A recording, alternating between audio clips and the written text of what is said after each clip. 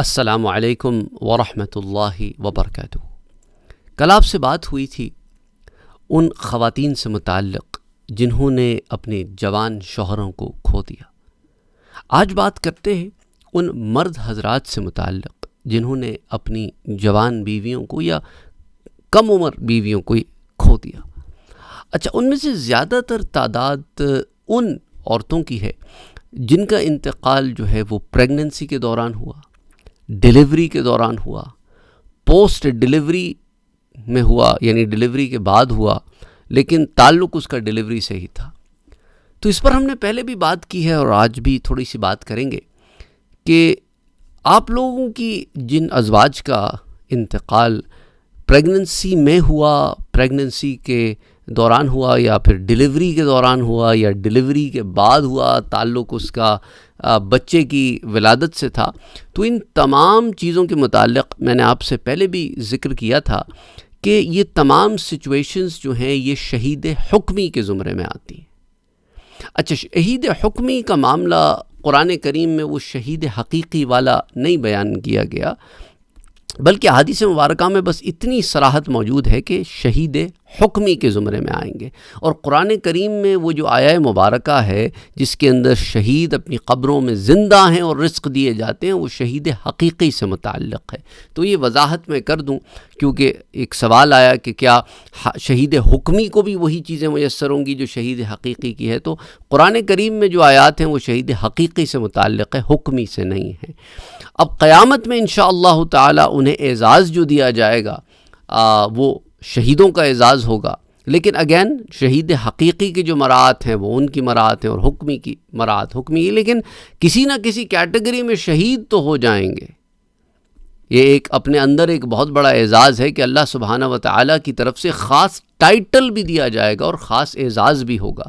پھر ایسے لوگ شفاعت کرنے والے بھی ہوں گے۔ تو وہ شوہر حضرات جو اس طرح کی خواتین جو اس طرح دنیا سے چلی گئی ہیں، ان کے جو ہسبینڈز ہیں، ان کے لیے وہ شفاعت کریں، تو اب ہمارا بھی کچھ کام ہے کہ ان کے اس دنیا سے جانے کے بعد ہم انہیں ایصال ثواب کرتے رہیں، ان کے لیے ہم دعا استغفار کرتے رہیں، ان نیک کام کر کے انہیں ایصال کرتے رہیں۔ اور ضروری نہیں ہے کہ یہ کام مالی ہوں، عبادت کے بھی ہو سکتے ہیں کہ اللہ میں یہ 2 رکعت نفل ادا کر رہا ہوں، اس کا ثواب جو ہے وہ میری مرحومہ بیوی کو دے دے، یا اے اللہ میں یہ 10 روپے، 20 روپے، 50 روپے، 100 روپے جو استطاعت میں خیرات کر رہا ہوں، اس کا ثواب فلاں کو دے دے، تو آپ کو بھی ملتا ہے، اس کو بھی ملتا ہے، کسی کے ثواب میں کمی نہیں ہوتی۔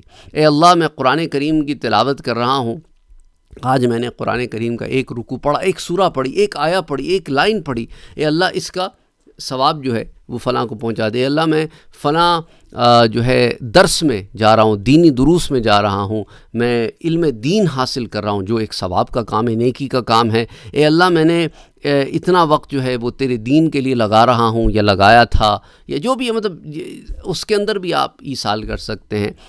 یو نیم اٹ، کوئی بھی نیک کام ہو۔ یہ ان شوہروں کی اپنی بیویوں سے محبت ہے، literally I am telling you, کہ وہ سوالات بھیجتے ہیں، اور ایسا نہیں کہ بھئی ایک دفعہ پوچھ لیا۔ اٹس لائک کہ میں میسیجز دیکھتا ہوں تو کبھی کبھی مجھے حیرانی ہوتی ہے کہ ایسے لوگ بھی دنیا میں جو اپنی بیویوں سے اتنی محبت کرتے ہیں اور ان کے جانے کے بعد اتنا ان کے لیے تڑپتے ہیں، which is a great thing۔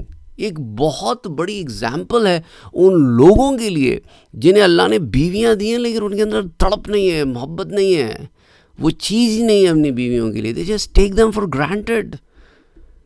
Please don't take your relations for granted. خدا کے لیے ان کو جو ہے نا ایسے نہ سمجھے کہ بس چلو وقت گزاری ہے، بس چلو چلتا ہے نا، گھر میں بیوی تو ہے نا، پھر باہر جہاں مرضی چاہے منہ مارتا پھروں۔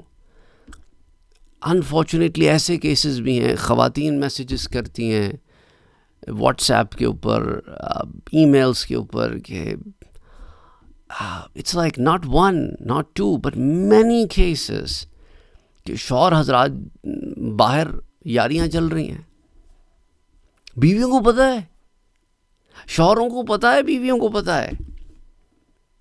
اٹس سو انفارچونیٹ کہ اتنی ڈھٹائی، اتنی ڈھٹائی، اتنی ڈھٹائی۔ جب ضمیر مر جائے نا آدمی کا تو پھر یہ حرکتیں کرتا ہے۔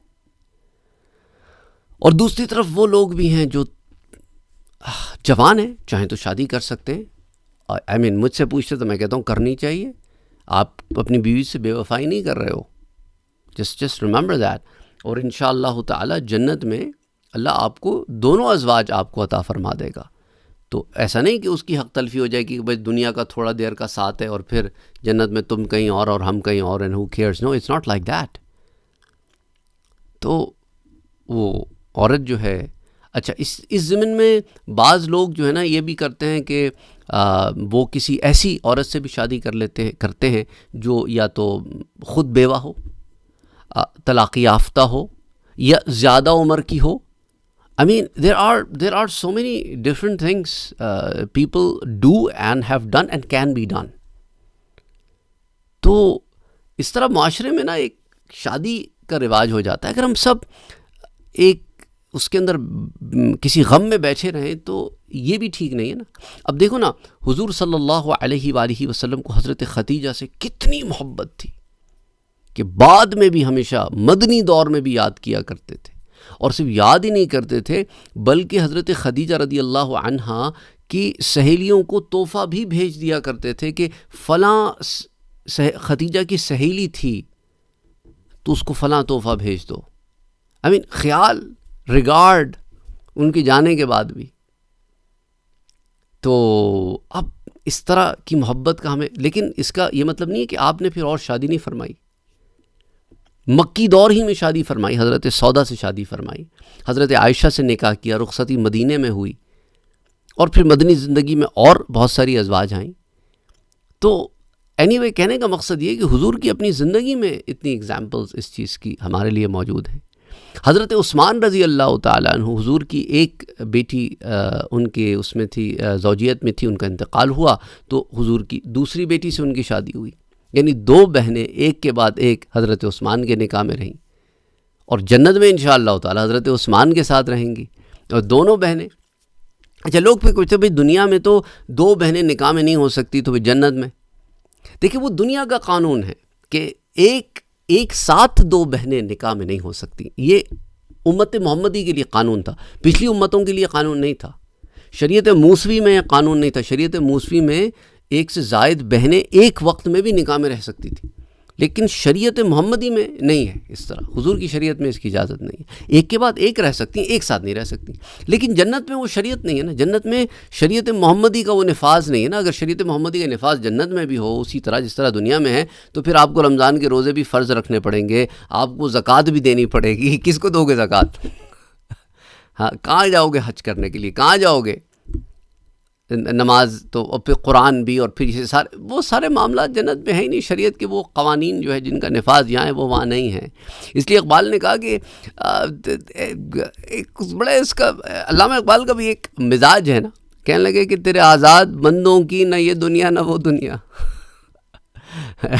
تیرے آزاد بندوں کی نہ یہ دنیا نہ وہ دنیا. یہاں مرنے کی پابندی، وہاں جینے کی پابندی. تو any way it's hard, it's not easy. لیکن انسان کو اللہ سبحانہ و تعالیٰ نے ایک بڑی طاقت دی ہے، اور اگر یہ طاقت نہ دی ہوتی تو انبیاء کی زندگی میں اس ہیلنگ پروسیس سے نکلنے کی ایگزامپلز نہیں ہوتی. حضرت علی رضی اللہ تعالی عنہ حضرت فاطمہ الزہرا سے بہت محبت فرماتے تھے، لیکن حضرت فاطمہ کے جانے کے بعد حضرت علی نے اور شادیاں بھی فرمائیں. we have so many examples in the family of the Prophet ﷺ as well. اور دیگر صحابی جو ہیں ان کی زندگیوں میں بھی ہمیں، اصحاب رسول کی زندگی میں بھی ایسی بہت ساری examples ملتی ہیں. تو life doesn't stops, and that's exactly the practicality and rationality of Islam. کہ اسلام کہتے ہیں زندگی رکتی نہیں تو روکنی بھی نہیں چاہیے. اس کا یہ مطلب نہیں ہے کہ آپ کسی سے بے وفائی کرنے لگ گئے ہو، یا آپ کی کسی کے لیے محبت کم ہو گئی ہے، یا آپ نے ان سے کبھی محبت نہیں کی. لیکن زندگی کے فرائض اور واجبات بھی تو ساتھ ہے نا. اب قیامت کے دن اگر یہ سوال ہو گیا کہ تم نے اپنے نفس کو زبردستی مارا، تمہارے پاس تو وسائل بھی تھے، اور تم چاہتے تو کسی ایسی عورت کو سپورٹ کر سکتے تھے جو معاشرے میں پس رہی تھی، جس کو کوئی سپورٹر نہیں تھا، اسے چھت مل سکتی تھی، اسے عزت مل سکتی تھی، لیکن تم نے ایسے نہیں کیا. یہ سوال ہو گیا تو کیا کریں گے؟ اس اینگل سے بھی سوچیں. بہرحال اللہ سبحانہ و تعالی آسانیاں پیدا فرمائے، آمین. اور وہ خواتین جنہیں یہ اپرچونٹی ملتی ہے لائف میں کہ وہ ایک دفعہ پھر اپنا گھر بسائیں، تو انہیں اس میں سے کچھ ایسی بھی ہوتی ہیں جنہوں نے اپنی پچھلی ازدواجی زندگی میں کوئی غلطی کی ہوتی ہے، مسٹیک کی ہوتی ہے، جس کی وجہ سے ڈیورس ہو جاتی ہے. تو انہیں چاہیے کہ نیکسٹ ٹائم انہیں اپرچونٹی ملے تو they should not do those mistakes. دیکھیں ہم جب گھر بساتے ہیں نا تو ہمیں پازیٹیوٹی سے گھر بسانا چاہیے. یہ میں مردوں عورتوں دونوں کو کہہ رہا ہوں، صرف ڈونٹ تھنک کہ I am just talking to the woman over here. ہم نیگیٹیوٹی کے ساتھ کسی ریلیشن شپ میں جاتے ہیں نا تو پرابلمز ہوتے ہیں. اگر ہم شادی کریں اس لیے کہ میں شوہر کو اپنے قابو میں رکھوں گی تو بڑا نیگیٹو تھاٹ پروسیس ہے. اور اگر بندہ یہ سوچے میں شادی اس لیے کر رہا ہوں کہ مجھے حکومت کرنے کے لیے کوئی مل جائے گی، تو it's very very negative thought process. اپنے تھاٹ پروسیس کو پازیٹیو رکھیں کہ محبت سے ان رشتوں کو قائم کریں اور رکھیں. اسی طرح میرے شوہر کو اس کی ماں سے بہت محبت ہے، تو اس محبت میں آڑے نہ ہوں. اور ماں کو بھی خیال رکھنا ہے کہ اب میرے شوہر کی شادی ہو گئی ہے تو اس کو مجھ سے محبت، مطلب میرے بیٹے کی شادی ہو گئی ہے تو اس کو مجھ سے محبت تو ہے میرے بیٹے کو، لیکن اب اس کے اوپر اور ایک ذمہ داری بھی آ گئی نا، تو he probably may not be able to be with me as much as he used to be in the past. پہلے جتنا وقت گزارتا تھا اتنا شاید اب نہ گزار سکے، تو مجھے اس کا خیال کرنا ہے اس بات کا. تو ہر ایک اپنا رول سمجھے اور دوسرے کو اسپیس دے، جگہ دے. اور دیکھیں کہ جو ایک کسی گھر سے ایک لڑکی آئی ہے تو وہ کسی کی بیٹی ہے، تو میری بیٹی بھی کسی کے گھر گئی ہے، تو میں نہیں چاہتی کہ میری بیٹی کے ساتھ کوئی اس طرح کا معاملہ رکھے. تو مجھے بھی چاہیے کہ دوسری کی بیٹی جب میرے گھر آئی ہے تو میں اس کے ساتھ بھی یہ معاملہ نہ رکھوں. اسی طرح اگر لڑکی بھی سوچے کہ بھئی کسی کی اور کی گھر کی لڑکی میرے گھر بھابھی بن کے آئے گی تو میں نہیں چاہتی کہ میری ماں کے ساتھ ایسا سلوک ہو، تو جو سلوک میں نہیں چاہتی کہ میرے ماں کے ساتھ میری بھابھی کرے ویسی سلوک مجھے بھی اپنی ساس کے ساتھ نہیں کرنا چاہیے. چھوٹی چھوٹی بھی باتیں ہیں، چھوٹی چھوٹی چیزیں ہیں. اسی طرح بندہ سوچے کہ میں جو ہوں چاہتا نہیں کہ جو سلوک میری ماں کے ساتھ میرا بہنوئی کرے، تو میں بھی تو جب بہنوئی بن کے جا رہا ہوں کسی کے لیے تو مجھے بھی چاہیے کہ میں اس طرح کا معاملہ وہاں نہ رکھوں. اوکے، تو میرا بہنوئی جو ہے وہ بھی داماد ہے نا کہیں نہ کہیں، تو میں بھی کہیں نہ کہیں داماد ہوں، تو وہ داماد سے جو میں ایکسپیکٹ نہیں کر رہا ہوں تو میں بھی تو ایسا داماد نہ بنوں نا. یا کوئی غلط اگزامپل ہے معاشرے میں کسی داماد کی تو ہم تو اس اگزامپل کو فالو نہ کریں. کوئی خراب ساس بہو کی اگزامپلز معاشرے میں تو ہمارے گھروں میں تو وہ ساس بہو کے ریلیشن شپ نہ ہو، بجائے اس کے کہ ہم بھی اسی کو ریپلیکیٹ کرتے پھریں. تو چھوٹی چھوٹی باتیں ہیں، اگر ہم چاہیں تو پازیٹیوٹی کے ساتھ امپروو کر سکتے ہیں. اپنے اندر ایک پازیٹیوٹی لے کے آئے، مثبت جسے کہتے ہیں نا اثر، منفیت کو نکالنے کی کوشش کریں. یہ شیطان جو ہے نا، چھوٹی سی زندگی ہے یار، چھوٹی سی زندگی ہے، چھوٹی سی. پتہ نہیں نا کب کون چلا جائے گا، اس لیے تو ہم اور آپ بیٹھے باتیں کر رہے ہیں. پتہ تھوڑی تھا کہ اتنی جلدی ساتھ چھوٹ جائے گا ان کا جن کا ساتھ چھوٹ گیا آپ سے. just value this time, don't mess it up please, that's my request. امید کرتا ہوں کہ بات بری نہیں لگی ہوگی. جب میں ان ریلیشن شپس پر بات کرتا ہوں نا تو لوگوں کو بات بری لگ جاتی ہے، کوئی بڑے غصے میں آ جاتے ہیں لوگ کہ آپ نے فلاں کی سائڈ لے لی، فلاں کی سائڈ لے لی. میں سائڈ نہیں، ایک آپ کو مختلف اینگلس بتا رہا ہوں. Maybe I was not able to cover all the angles in 10-15 minutes of the time. 10-15 minute میں سارے اینگلس نہیں کور کرنا. بیسکلی مثالیں دی ہیں میں نے آپ کو بات سمجھانے کے لیے. میں ایک ایک مثال تو نہیں دے سکتا نا یہاں پہ. تو امید کرتا ہوں کہ بات سمجھ میں آ گئی ہوگی. ناراض نہ ہوا کریں آپ لوگ، اب بات کو سمجھنے کی کوشش کیا کریں.